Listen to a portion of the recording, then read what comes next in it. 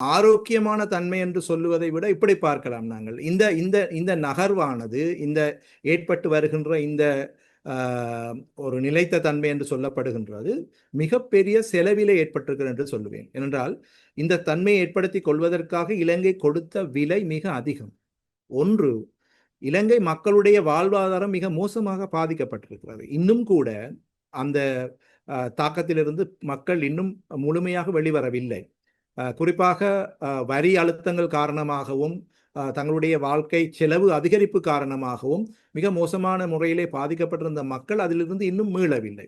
ஆகவே வறுமை நிலையிலிருந்து இன்னும் இலங்கை மக்களிலே பெரும்பாலானவர்கள் மீழ்ச்சி பெற்றதாக தெரியவில்லை. அதே போல மத்திய தர வகுப்பிலே இருக்கின்ற மக்களுடைய வாழ்க்கை தரம் இந்த வரி விதிப்பு மற்றைய ஏனைய வருமான இழப்புகள் காரணமாக மானியங்கள் நீக்கப்பட்டதன் காரணமாக ஏற்பட்ட அந்த சுமை இன்னும் அவ்வாறே தான் இருக்கிறது.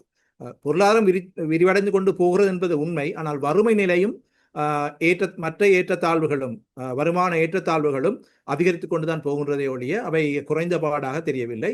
அண்மை காலத்திலே அது சம்பந்தமான புள்ளி விவரங்களும் முறையான விதத்திலே வெளிவரவில்லை என்றும் சொல்ல வேண்டும்.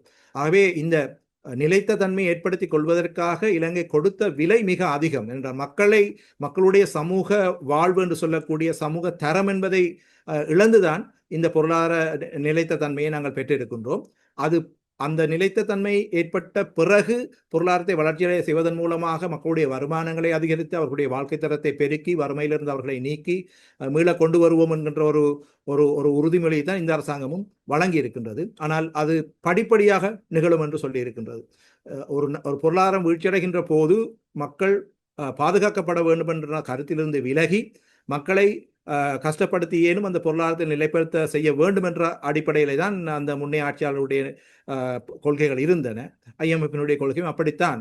மக்களுடைய வாழ்க்கை தரம் பொருளாதார வளர்ச்சி என்பவற்றை காவு கொடுத்து தான் இந்த நிலைத்த தன்மை ஏற்படுத்தப்பட்டிருக்கிறது. இப்போது பொருளாதாரம் படிப்படியாக அந்த நிலையிலிருந்து மீண்டு வருகிறது. ஆனால் பொதுமக்கள் மத்தியில் இருக்கின்ற அந்த அந்த அந்த முன்னர் இருந்த நிலைமைக்கு பழையபடி திரும்பிவிட்டார்கள் என்று பார்த்தால் அது இன்னும் இல்லை என்று தான் சொல்வேன்.